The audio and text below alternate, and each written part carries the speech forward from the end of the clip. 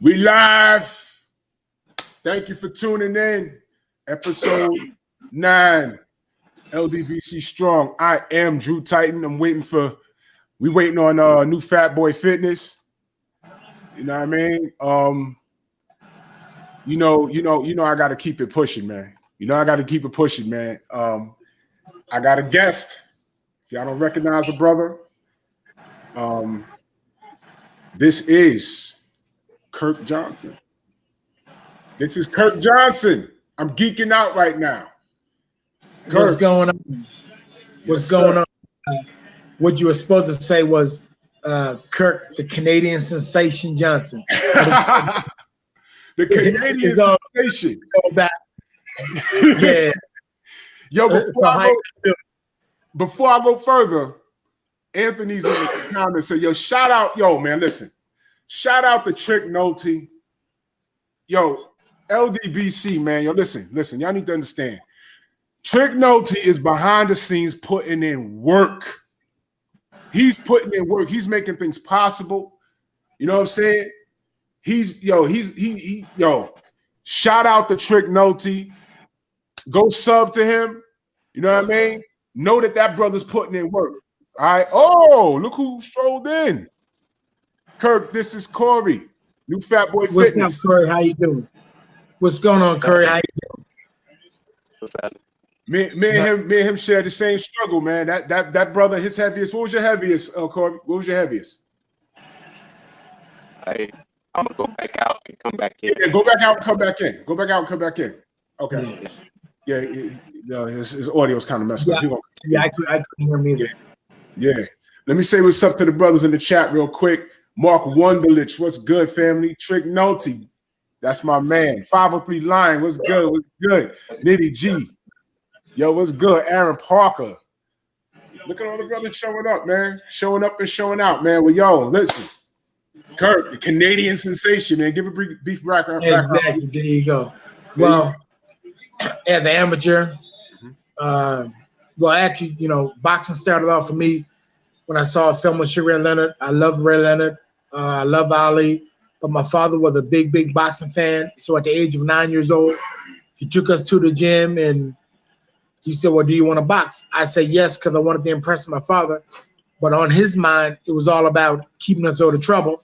So he joined us up and I kept doing it. I kept winning. I lost my 10th fight. Well, I got robbed my 10th fight. I kept on fighting. Ended up having like 80 fights with 7 losses on the record. But I only believe I lost 3 of those 7 fights. And then as an amateur, I also won a world title in Puerto Rico. So once I won the world title, I really believe that I can be champion of the world. Then I went pro, and my record is what? Out of 41 fights, I got 2 losses. And out of them 2 losses, I only believe I lost 1 fight, and that was the fight with Klitschko. But the fight with Ruiz, I didn't feel that those should have been low blows. But all in all, I was able to make a living off of this great game, this great sport, boxing, and I'm very blessed. I'm blessed, and I don't have no real complaints right now. That's what's up. Yo, those weren't low blows against Ruiz. Yeah, I remember we spoke behind the scenes. His style's a little difficult, man. Yeah. But, it's the business, man. They said the stoppage was academic, but, hey, it is what it is. Corey, you good? Yeah, I can hear y'all, man. Good. Oh, yeah, I can hear you, too. What's happening, brother? Hey, what's going on? Nice to meet you. Yeah, so I was telling Kirk that we had the similar struggle. What was your heaviest weight, Kirk? 346. Yeah, how tall are you? I'm 5'9". 346? Wow. Yeah, man. How much you weigh now? I hover between like 210 and 200 and 210. Wow, you took a whole body man off you. Yes, sir. Wow. It took me 3 years. How do you feel right now? Oh, I feel good, man. I'm working out every day. Seem like 5-6 days a week. Okay, that's cool. Yeah, that's cool. I mean, I would say for myself, if you want to say a normal human being, I never ever had weight problem in my life. But as an athlete, as a fighter, I always hated to. The bottom line is I walk around like 25 pounds heavier while between fights, and the only thing I do different is that I don't eat 5 small meals a day. I eat like 2 or 3 meals a day, and my weight just come back on. And the thing about it don't come back on as fat. If you were able to see me right now, you would look at me and say to me, Kirk, you're in great shape. The other day, the guy said to me at the gym, he said, man, you must weigh 240. I said, no, man, I weigh 207. He said, you're lying. I jumped on the scale. I actually weighed 270 when I jumped on the scale, but he thought I weighed 240 because I wasn't as fat as he thought I was supposed to be. Right, and I told him, they said, well, when you fought Klitschko, you were 260. I said, yeah, 260 with my clothes on because we weighed outside on the steps, right? Minus whatever, and I was 250 with my clothes on, but with my clothes off, I was 249 with my clothes off. But the bottom line is, I lost the fight, and it was more of the strategy that made me lose the fight. I don't want to say, I lost because of weight. I lost because of strategy. I went at him. Tim Weatherspoon said, well, Kirk, I didn't see no defense at all. And when I look at the fight, everything was going good other than I was getting hit with unnecessary shots that I had no business getting with the type of fighter I am. But all in all, man, so far I would say I had a great career, a great life right now, and I'm blessed and I'm happy. And what would you do different? What would you do That's different? all that matters. What would you do different if you can go back, like in the time machine? What would you do different? You know what? Everybody asks me that, and the only thing I would do different is I would just listen to what I said the first 10 times. I said I'm not going to take the fight because my baby just died a few months, 3 or 4 months before the fight. Oh, shit. I tore my pec with Lennox, before, I was supposed to fight Lennox Lewis, but I tore my pec. That. Yeah, I remember that. And the doctor said, listen, before you become normal, you need at least 5 or 6 months off, and you need to do therapy and everything, which I didn't do. I just went right in training. So the only thing I would do different is say no to the fight and wait for another fight. That's it. But as far as how did I train for the fight, when I went in training camp for those 7 weeks, I trained harder than any other fight I ever had in my whole life. My conditioning coach had the records to prove. Normally, I run 4 miles in 32 minutes. What? Wow. That's slow. That's slow for me. For a heavyweight, though. Yeah. Wow. Fight 4 miles in 29 minutes. You understand? Wow. Right.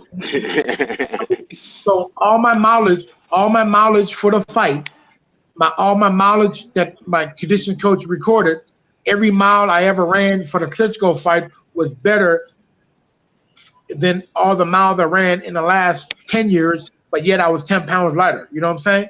Right. And in inspiring, I sent 2 guys home because of how much I was doing it.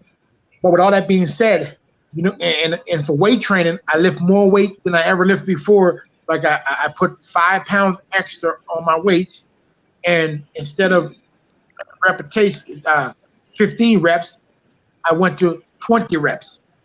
You understand? 20 reps, everything. So strength-wise, I was as strong as I on record that I was supposed to be. Running-wise, I ran the best I ever ran in my life. And sparring, Curtis and my father was saying, yeah, you're killing the sparring partners, but yet I get to the fight. I remember 2 days before the fight, I was dead tired. If you got this thing called overtrain, I was dead tired. And then I fought Saturday, but Tuesday, me and my wife on the phone, and as we were talking, she was having another miscarriage. A miscarriage. So, I don't want to use excuses up, but I'm just saying everything went wrong, and I came out there and I fought the wrong Australian. It wasn't Klitschko's fault. He fought a good performance, but it was my fault to sit there and think that I'm going to knock this man out in 2 rounds. And then got dropped in 2 rounds myself, right? Yeah. Did his length bother you any, or His what?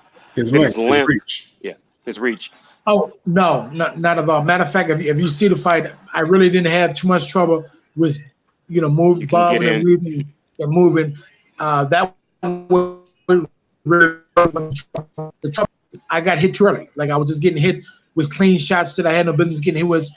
Or if you look at any of my fights, I really don't get those type of clean shots. So that was the problem. The problem was going to him too quick rather than staying back and measuring him and getting his timing down.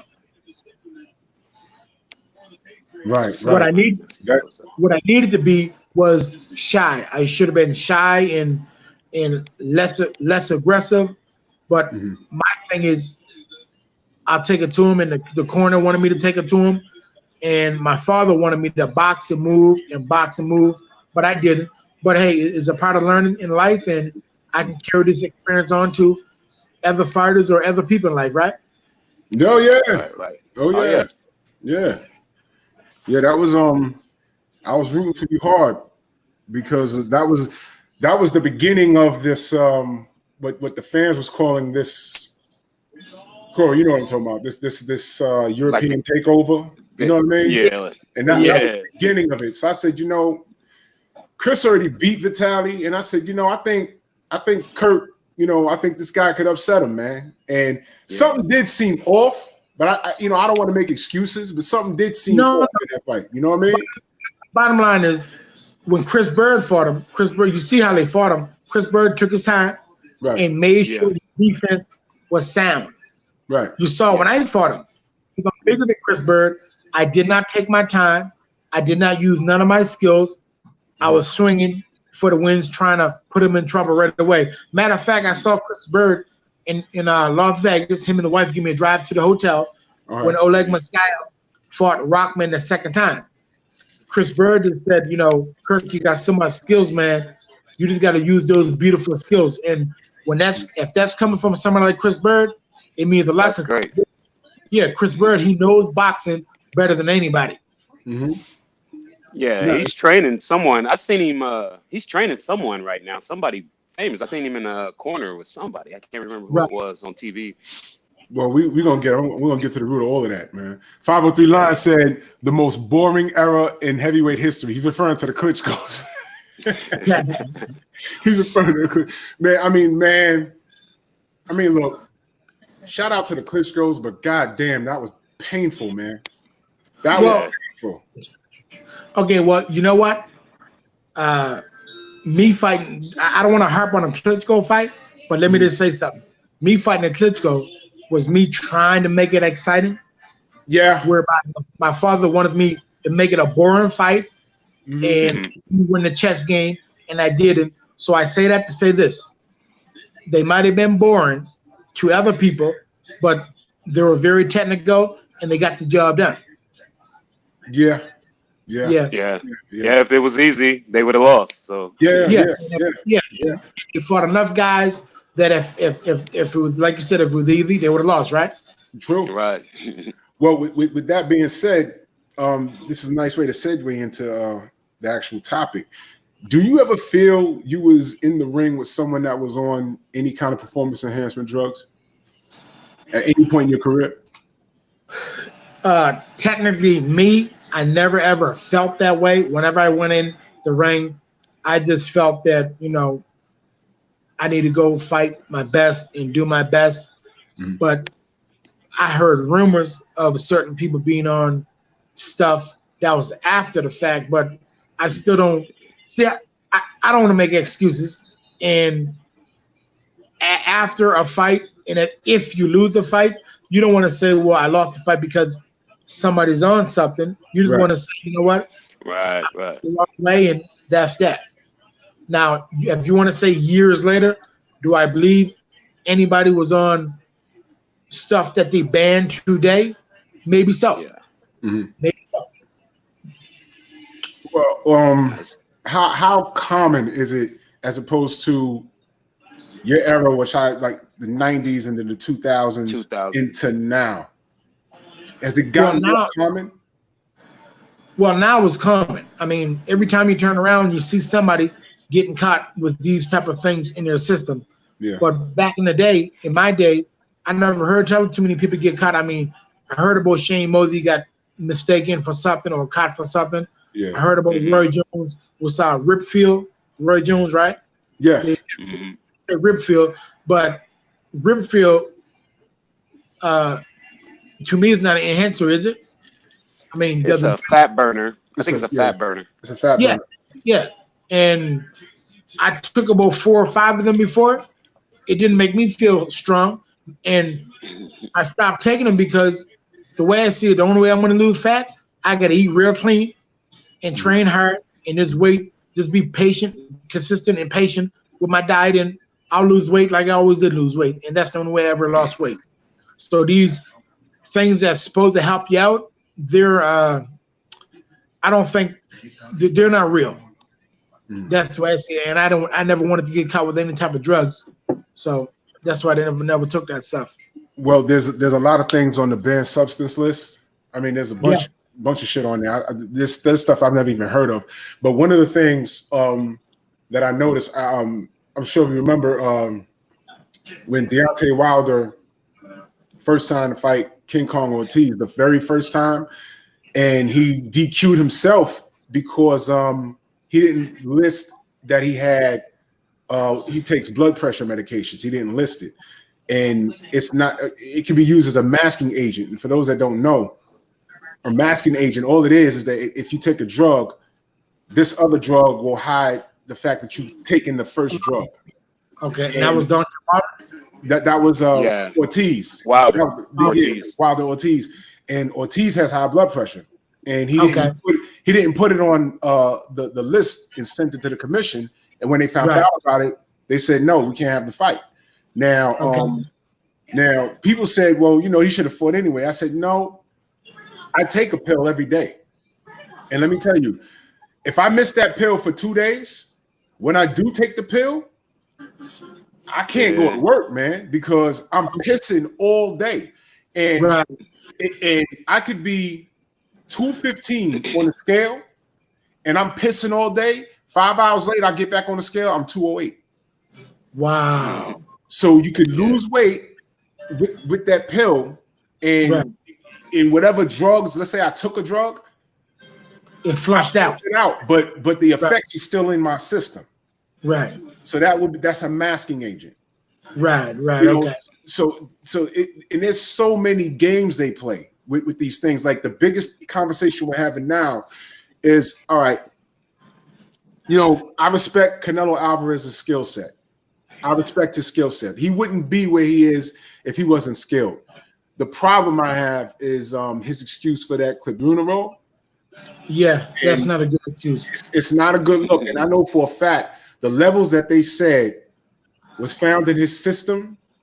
He couldn't eat it. He said he ingested it in Mexico. I spoke to professionals. They said the amount he had in his system, he would have eaten an entire cow. So it's impossible. They let him get away with it. Bottom line, I mean, he's a very popular guy, and he got by with something. That's all too. I mean, like I said, he's a great fighter and all that, but it don't look good at all. Bottom line. It doesn't. So what the WBC did recently, they changed the amount that can be found in a fighter's system for them to say that he's cheating. Right. So now the amount of Klitschko that he has in his system would be legal based off the new rule. All right. And if I have it wrong, somebody in the comment section correct me, please. But that's what I'm getting from the WBC. This is WBC doing this shit. I mean, that's to crazy. Me, if there's no drugs allowed in your system, it should be in your system, right? That's the way I see it. Right, that's how I see it too. They saying like in Mexico, it's known that they feed their cows with it.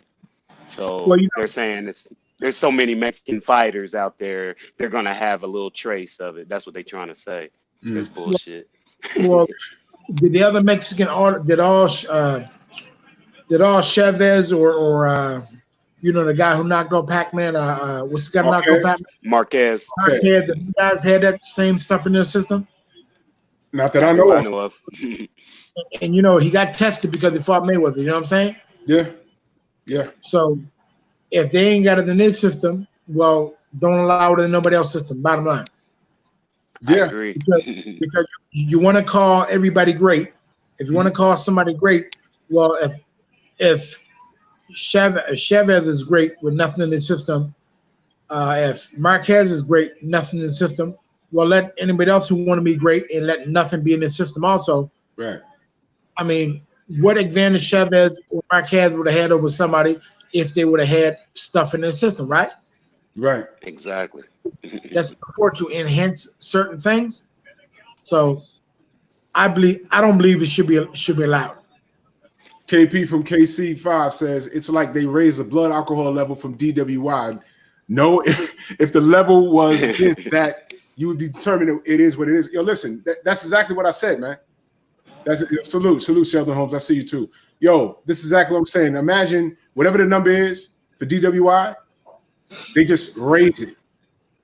So you can drink a little more. Drink a little more. You know what I'm saying? Yeah. It's like what are you doing? So you know, I mean, I got a lot of problems with the WBC. You know, the franchise shit. Well, that's a boxing topic. I don't even want to. I want to go off on a tangent because I start ripping out my hair. You talking about those belts? Yeah. What belts? It's a status, man. These guys, you're making up statuses. This guy can do whatever he wants now. And where was this? Where was this when y'all had era? Where was this franchise thing in your era? They just giving it away. I never heard about it. You know what I'm saying? Never heard about those belts or whatever. I'm going to talk about it. Tell me how you feel about that. What do I think about these new? There's this franchise thing. About these new belts given away? Yeah. Mm-hmm.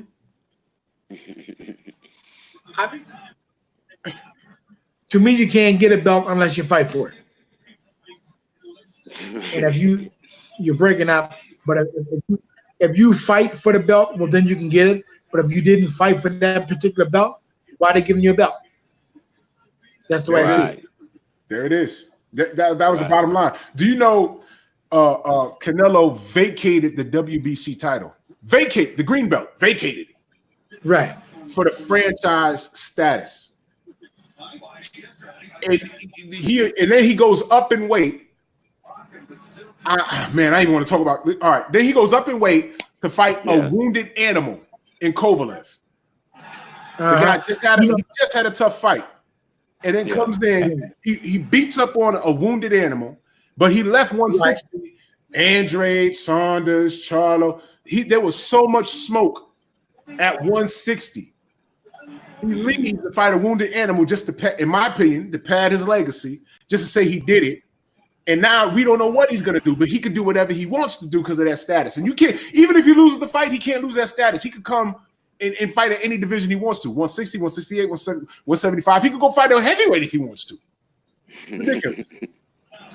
Yeah. Well, you know, it's crazy. If politics, I don't know about it. I mean, I'm hearing the things about it, but my mind is, if you beat the best, you get the best ratings. You be the best. But as far as giving me some belt that I never fought for, but you know what? I don't know what to say about all this different stuff. It's too lot, many divas. Man. Too many divas in this era. A lot of divas in this era, man. A lot of divas, man. I ain't gonna lie about that, man. I ain't gonna lie about that. It's annoying, man. And then on top of that, I mean, we don't even know what the criteria is to get this franchise status because Canelo has a loss, and the kid has a loss, and he's been suspended for Klitschko. Lomachenko has a loss that they want us to forget about, and they just gave it to him. So I'm asking, what the fuck is the criteria? I don't understand what it is. I mean, but back in the 2000s and the 90s, I mean, I think they had more options if they were to give out a franchise title. Have more options to give it out if they were going to give it out. I mean, they just created this, in my opinion, for money. This is crazy. I guess so. You know, like I said, you know, along with money, politics. Along with politics, they got to put something there to make things look better. That's all. That's all this shows me. I mean, when you're the normal public that don't know a Superman about the real boxing, all that stuff look good on paper. Like when you start to read the paper and say Canelo got this title and that title, or this guy got this title and that title, I guess on paper all of it looks better and it's better promotion, I guess.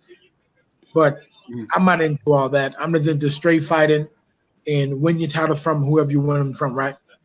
That's classic. That's the way it's supposed to be. So I'm going to segue back into the initial topic, and I'm going to use Trick just asked. He wants you to explain the theory behind the concussion situation. Now, before I get into that, off the eye test, do you think, in listening to the corner, do you think AJ was on any kind of performance enhancement drug?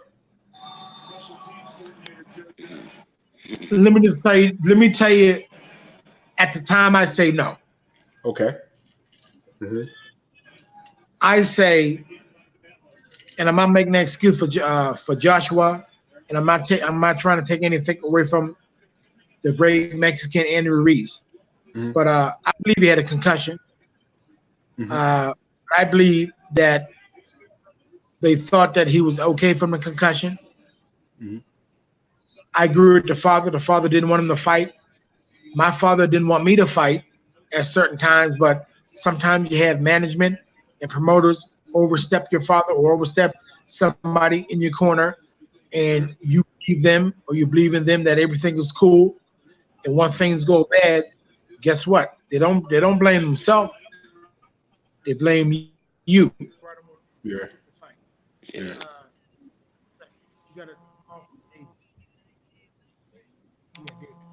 Wait, you're breaking up. Okay, he had a call just now.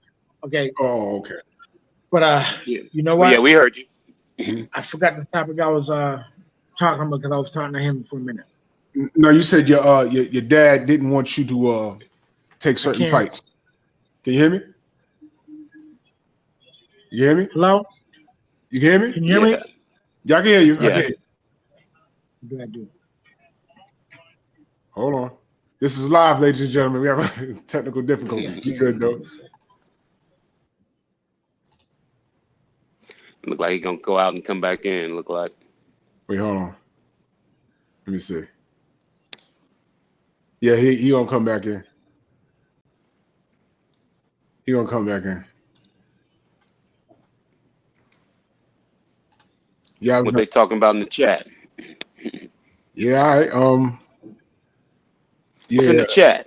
Let's look at the chat. All right. Let's see. We just saw KP from KC. Yeah, he's there. Sheldon Holmes. What's up?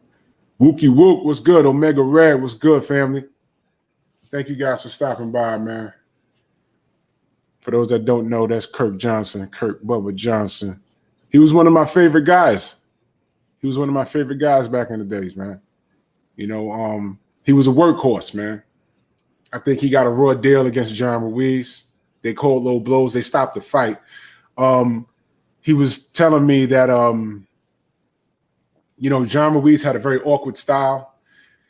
A lot of times it was painful to watch John Ruiz. And, you know, no disrespect to John Ruiz, but, you know, he was hard to watch sometimes, man. John Ruiz was hard to watch. But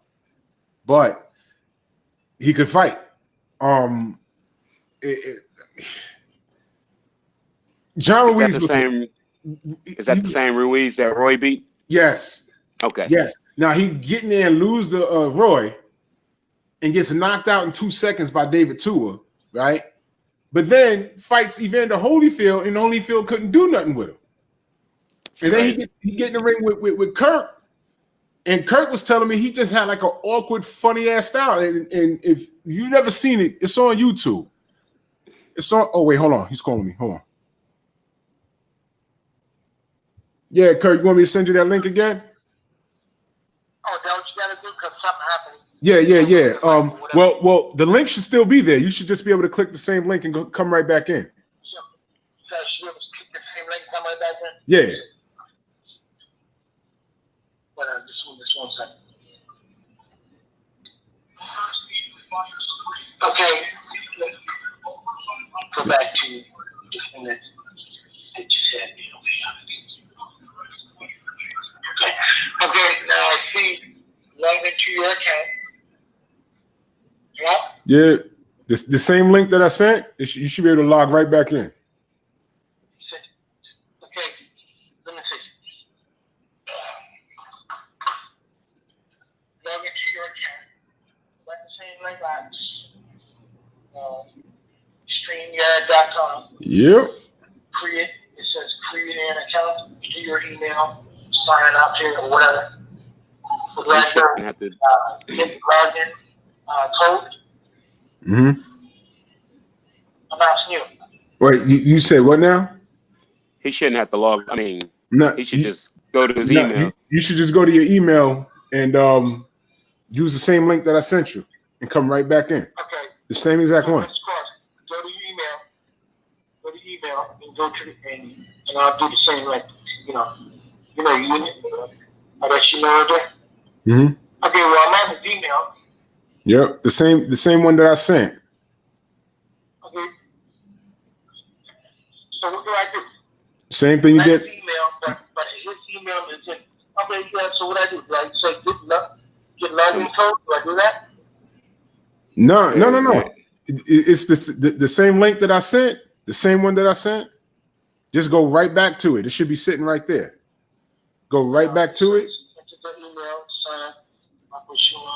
Send a login code. But say something about we'll send a login code. New to StreamYard. Create an account. Wait, hold on. You know what? I'm gonna send. You shouldn't have to do all of that. Let me see. Let me send. I'm gonna send. You know what? I'm gonna send the other link. I'm gonna send the same link. I'm gonna send it again, brand new. You're gonna send it again. I gotta open up again. Yeah, I just sent it to his email. Wait, how much time is that, Ms. Cross? You got 10 more minutes? No, we good. How much time is that? Okay.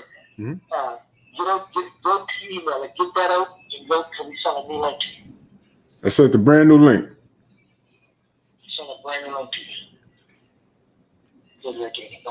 Again. Yeah. Okay. You see it? So, okay, here's your link. You press on here's your link? Yep. Okay. Press on here's your link. He gotta leave in 10 minutes then. Oh, okay. All right, so you just another. I'll support the experiment, okay? Mm-hmm. So press continue, right? Yep. Continue. Okay, give me right there, whatever, and I got display name Mayfield, the broadcast studio, right? Yep. Okay. There you go. I see you. Got me? Right back. Okay. There you go.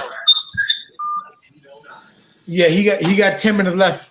All right. So we're gonna speed it up. Okay. I was asking you about AJ. You said you believe he had a concussion, which is not beyond the scope of reason. Let me tell you why I believe he had a concussion. Go ahead. Normally in training camp, when something don't happen, the sparring partner always says, "No, that didn't happen. No, that didn't happen in training camp." Okay. Mm-hmm. But when something did happen in training camp, you know what the sparring partners say? What happened in training happens in stays in training. That's right. Okay. But if nothing happened in training, why can't I deny it? If me and you're in training camp and you didn't break your ankle, why can't I say no? Drew didn't break his ankle. Or if you did break your ankle, you know what I would say? I would say, well, what happens in training camp stays in training camp. You understand? Right. I believe he was concussed in the way he was fighting. He couldn't react fast enough or recover fast enough. I know a couple of fighters that said they had concussions. They told me they couldn't react fast or recover fast. And also the guy who fought Pac-Man 3 times, he's a commentator now. Yeah. What's his name? Marquez. Not Marquez, the black guy. Tim Bradley. Tim Bradley. You remember when Tim Bradley had a concussion? He was in training camp. He tried to train, and he got dropped a couple times because of he was still in concussion mode. He couldn't really take a shot, and we know he can take a shot, but he wasn't right. But once he took time off for real and rested properly, he was okay. He was tough again. He was able to fight again. You know what I'm saying? Right. So I believe he had a concussion.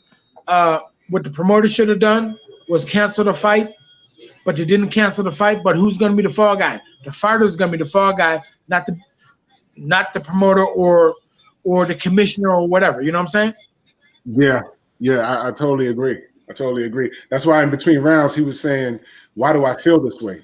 He was confused. Yeah. And he had that spot right here. Every time Ruiz hit him in it, it was Boogie Wonderland. He couldn't. It was just enough to drop him, and then he would get up and feel okay. But then it was dangerous, man. It was very dangerous situation. But let me ask you this. Go ahead. When someone gets caught juicing, I mean, hands down, what do you think the penalty should be? When you get caught. When you get caught, like once you, like for instance, Jarrell Miller got caught with like 3 different PEDs, which is why the Ruiz fight happened in the first place. Every day for 3 days, he was getting popped for something. So, what do you think? What would be a good punishment? A good punishment for guys that do that? I don't know. You know, when it comes to certain things, I'd have liked to leave it up to the trainer. No, to the trainers of other fighters. Like, say if they had a board of trainers, and board of ex-fighters, and they all got in the room together and talked about it, and talked about the dangers, and talked about the consequences. And if they come up with a rule that they feel that they all agree that is sufficient enough, whatever it would be, I wouldn't mind. But just to have these random things, such as Canelo or whatever, Canelo, they said Canelo was suspended for 6 months. Well, 6 months suspension is nothing because he only fights once every 8 months, right? Yeah. 6 months suspension. A 6 month suspension is nothing because you don't fight every 2 months or every month anyway. You know what I mean? You fight every 8 months in the first place. So I guess a suspension got to be a suspension enough to make it feel like they're punishing it in some type of way. Do you think the laws should be involved? Do you think like the police or anything, any type of legal issue action? I think if they had the right type of penalties in the sport, it would be sufficient enough, but it got to be the same type of punishment across the board. You can't punish one guy big time and then punish the other guy with a month. You know what I mean? If you're taking these things, we all gotta have the same type of punishment. That's what I feel. Well, Kirk, let me ask you, how would you feel? You sign to fight a guy, and the fight happens. You lose, unanimous decision, whatever. Then you go home and you're sitting in your living room, and you get a phone call and says, "Yo, you know the guy you just fought? You know he popped dirty." You're like, "Oh, okay," but wait a minute. You know his management team knew and the sanctioning body knew, and they didn't fucking tell us. What do you think? What would you do? Somebody got to lose money. Yeah, that happened. You know that happened. And you know what? Somebody got to lose money. If that be the case, if he did something like, okay, going into then you got to make rules like, well, if you get caught with something, the consequence is gonna be maybe you lose, maybe half your purse goes to that guy. Right. And maybe your ranking don't move or something like that, and you get suspended for. See, you guys trying to make me make up a rule. I'm not trying to make up a rule. No.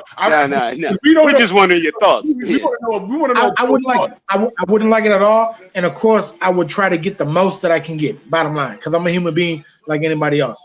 But as far as making a rule right now, no. To me, I think the board. All the fighters and the trainers of these fighters need to sit down and come with a cross the board rule that's gonna stick. And if you get caught with this, this is how long we're gonna suspend you for, and this is how much is gonna come out of your purse to that opponent that you fought. You know what I'm saying? Eddie Hearn, and White was dirty. They had a meeting behind closed doors. I know. See what I'm saying? See, but they're making up. See, I don't like the fact that everybody get to make up their own rules. That's the problem.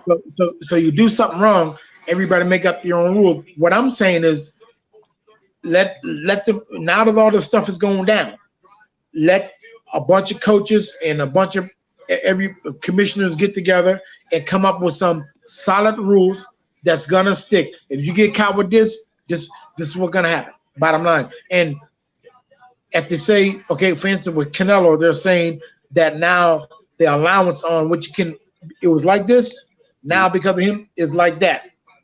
No, if you get caught, you get caught. So they need to stick it here and keep it here. And if you get caught, you got to take the same consequences that everybody else take. I hear that. What happened to James Toney when he fought John Ruiz? Did he lose? He lost his title, right? It was called a no contest. He lost his title. Yeah. And no contest. And also, didn't he get suspended for 2 years? I don't know. What did he get suspended? I don't remember. Did he get suspended? I don't know if it was 2 years, but did he get suspended for at least a year? I don't know. You got to check up on that. I got to look that up. Yeah. When was the last time when he fight after that? I went to that fight too. It was in the Gulf. In my mind, I thought he got suspended. He lost the title. It was called a no contest, and I thought he got suspended. But maybe I'm just thinking that way. He was suspended. I don't know how long though. He was suspended. Right. Okay. He was definitely suspended. But I got to do more research on that. But that was crazy. They just handing out suspensions and doing whatever the hell they want. I want one rule for everyone. Well, that's what I'm saying. Across the board, get everybody to get together. And I got 5 more minutes, and he got to go. Right. Across the board, and have one rule, and you got to stick to some rules. If you're going over the speed limit, don't you get a ticket? That's right. Yeah. Right. Yeah. That's. And I was gonna say, if you murder somebody, don't you go to jail for life? But I guess not. Well, I'm talking about that black guy who got killed by that woman police officer. Yes. Oh, that's something different, right? So see, shit like that make me have one foot out this country. That's a whole other conversation. Well, yeah, that's what I'm saying. Yeah, of course.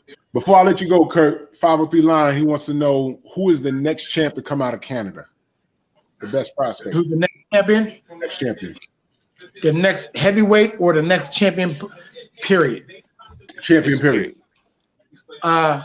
Castillo Clayton. Castillo. He boxed out of Castillo. He's a welterweight. He's 17-0 with 11 knockouts. He's a phenomenal fighter, and he is the next world champ, next welterweight world champ. Castillo Clayton. How young a guy is he?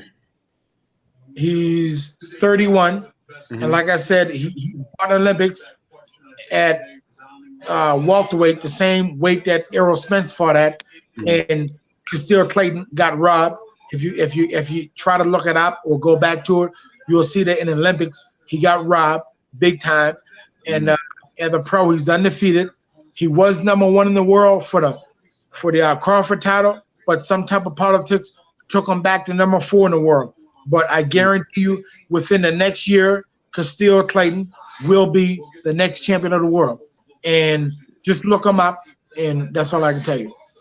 Oh, he's also he's from Canada, of course. He's of I think Ontario or Montreal, but he's original from where I'm from. Oh, okay. Yeah, he know who that guy is. Yeah, and he trained at our gym, like back in the day at our gym. But I'm not just saying it because he trained at our gym, and I'm not just saying it because my father trained him. I'm saying it because he's a phenomenal fighter, and you got to look him up. Castillo Clayton, Costio Clayton. We'll find him.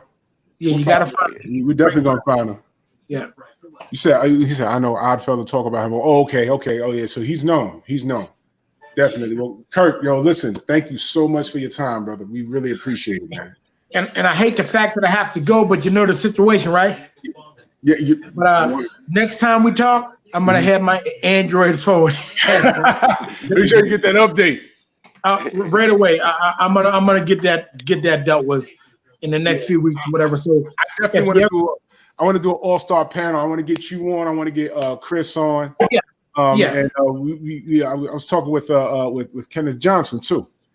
You can get me on anytime. Like, I know that the talk right now was cut short, and I know we had a lot more to talk about, but I don't care. We can do this next week or any other week. It don't matter to me because, like I said, I know that we cut short, right? So that's all right, yo, brother. That's fine, man. We had fun, man. We had fun. Okay. We had fun. Thank you so much, brother. Thank you very much, Drew, and nice meeting you. Like so, I'll be in touch, brother. I'll definitely be in touch. Thank you, man. One love. So you take care. Stay up. Peace. Okay. Bye. Kirk That's what's up, man. Johnson, ladies and gentlemen, man. And that's what's up, man. Yo, listen. What can I tell you? Yo, listen, again, chat. Shout out to Trick Nolte. Shout out to Trick Nolte. Shout out to Trick Nolte. When I tell you he's on the grind and we got a lot of things coming. We got a lot of things coming. And it's all relevant, man. I've been having a lot of conversations with some pros. And listen, we love boxing. And, it's not all about these millionaires and the guys in the limelight, the guys on pay-per-view, whatever. I'm a student of the game. I love boxing as a whole. And when I see the guys, when I call them the B team, not out of disrespect, but these are the guys I used to watch on ABC, NBC, CBS. You know what I mean? And I used to watch these guys, you know what I'm saying? Even from when I was a shorty. I used to remember trying to turn the channel. Like my dad used to have two TVs on, one in the bedroom, one in the living room. You know what I'm saying? One on CBS, one on NBC, and the little black and white one on ABC because everyone's playing fights. And we running from room to room to see what's going on. You understand? This is before there was no pay-per-view. It was something called closed circuit. You know what I'm saying? So I'm showing my age right now. You know what I mean? So I believe in the LDBC. We're all fans of the sport, but it's a bit of a contradiction. Hulk Bradley, I see you, brother. DJ7, I see you, brother. Yo, it's a contradiction to be fans of the sport and not maintain some sort of health. You understand? And I was talking to a pro fairly recently, and I said, doesn't it make you mad when a fighter fights his ass off and some writer says, look, the guy was out of shape and he came in fat and messed up, and then you scroll down to see who wrote it, and it's Dan Raphael. Like, who are you talking about, dude? Right. You could talk about anything else but a fighter being out of shape. You know what I'm saying? Show fat ass. I mean, if you meet a guy named Don, call him by his last name. Donut eating motherfucker. It's ridiculous, man. Right. You know what I'm saying? I mean, so that's what it's about. I was talking to Kirk about performance enhancement drugs. Y'all pretty much get where he stands. I had some more questions, but I'm gonna get him back on definitely, man. But it's messed up, man. That it's a dangerous thing. It's not like you're running a little faster or hitting the ball a little harder, jumping a little higher, man. This is the hurt business, man. And how many deaths we had in the ring this year? Like 4. Right? We had about 4 deaths. Something crazy. The last one was in a sparring session. Dude got hit with a liver shot and went in the corner and collapsed and died. I mean, it's crazy, man. You know what I mean? It's sickening, man. But health is definitely wealth, man. I mean, I was talking with Kirk yesterday, and he was telling me about some of the camps he had. And when you're at heavyweight, it's a lot easier. Ronald Finke, what's good, brother? When you're at heavyweight, you have a lot of flexibility to do certain things. But when you're at those other cruiser, light heavy and middleweight and super welter, I mean, come on, man. It's got to be it's got to be ridiculous, man. It's got to be ridiculous. It's difficult, man.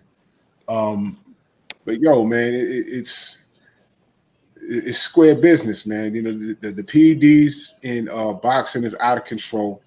I think AJ definitely was on some shit. That's just my opinion. I do believe the concussion thing. I do believe that, but I think that he was definitely on some shit.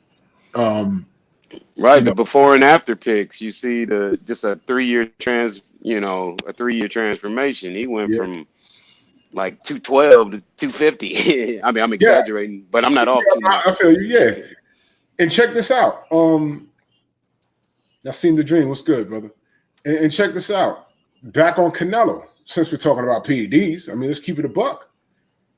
I don't care. I mean, I had this debate with Tone Brown on a Fred show 2 weeks ago. I don't care what kind of athlete you are. And I really want to ask Kirk this, man. Canelo went from 160 to 175. He did it in like 3 months. You don't know. It's 15 pounds of muscle. 15 pounds of muscle. And it's not like he took off his robe and I'm looking at him like, he ain't got no love handles. He's in shape. Ripped. He's ripped. He had a 6-pack. I said, oh, come on, dogs. I don't believe it, man. I don't believe it. The guy's lying, man. He's lying. And then the fact that they changed the rules for the amount of clenbuterol that can be found in your system. Dogs, come on, man. Where there's smoke, there's fire. Where there's smoke, there's fire. You can't. I mean, listen, I understand Canelo got a huge fan base. You know, Viva Mexico, that's great, man. But he's a cheater, man. He cheated. He cheated and got caught and got suspended. All right. And instead of sticking around, I'm not even talking about the smoke at 160. He went up. I'm talking about how he went up and what I saw when he took his robe off. Pause. But I'm like, yo, what the fuck? What? None of this shit makes sense. None of this makes sense. But no one wants to say anything. I'm going to say something. All right. Right. He's a fucking cheater. He's a cheater. You do not gain 15 pounds of muscle in 3 months. It is impossible, especially when you're training as a professional fighter. The goddamn training contradicts itself. It's crazy too. And I feel sorry for the regular fighters, who are not on nothing, who got to fight them, and they got to beat them at such of a disadvantage. It's too much. On your screen, it's too much. What is that? Scoop back. This is my daughter. Yo, I was like, yo, what is that? Carissa. She didn't. I didn't know. Like, hey, baby. Hi. He said hi. Hi. Hi. That's crazy. It scared me. I was like, what is that? Yeah, because it kind of went linked down. I was like, what are you doing? How old's the baby? 7. 7. Yeah, mine's is 9. She hiding in the room. She'll need to come out. Yeah, man. So what was you saying? No, I'm just saying, like, it's a shame that, let's say a Charlo or whatever, assuming that he ain't on anything, I'm sure he's not. Mm-hmm. They gotta fight Canelo at such of a disadvantage. Right. You know what I'm saying? It's gonna be difficult to beat him. You gotta deal with the judges. Mm-hmm. You gotta deal with the steroids. You know what I'm saying? And the crowd. You know what I'm saying? Everything gonna be pro Canelo. It's just you pretty much gotta knock him out. You gotta knock him out, and good luck doing that. I mean, I'm not even gonna front. Canelo has some of the best. He can fight. He can fight. Yeah, and he can fight. So it's hard enough trying to hit the guy in the head, and he's coming in there juiced to the gills. I mean, come on. CB Sports TV, salute, man. Yeah, man. So, you got anything else, brother? Nah, that's it, man. Yo, man, salute to the chat. We love y'all. Thank you for tuning in, man. LDBC strong. Yo, we got some shit for y'all, man. We gotta listen. Again, salute to Trick Nolte. When I tell you he's grinding, yo, we got some big things popping, man. We got some big things popping, man. We're gonna have some fire guests up in here. You know what I mean? What'd he say? Ronald said fighting with that taco juice. Yeah, man. Yo, new Fat Boy Fitness, tell me where they can find you. You can find me on Instagram, man. That's pretty much where I post all my workout videos 5-6 times a week, man. I'm also at New Fat Boy Fitness, and I'm also at New Fat Boy Fitness on YouTube also. Awesome, man. Yes, Y'all sir. can find me, Drew Titan, on Instagram, Drew Titan on YouTube. If you can find me on Facebook, I'm there somewhere lurking, you know, whatever it is, man. But with that being said, we're going to close it up about 5 minutes early. I don't know who's coming on. I don't know who's going live, but, you know, I'm going to be there, Bronx on deck. You know, shout out to the entire LDBC. And we done out here, baby. Tune in next week. Yes, sir. We love y'all. Everybody move. Peace. Peace.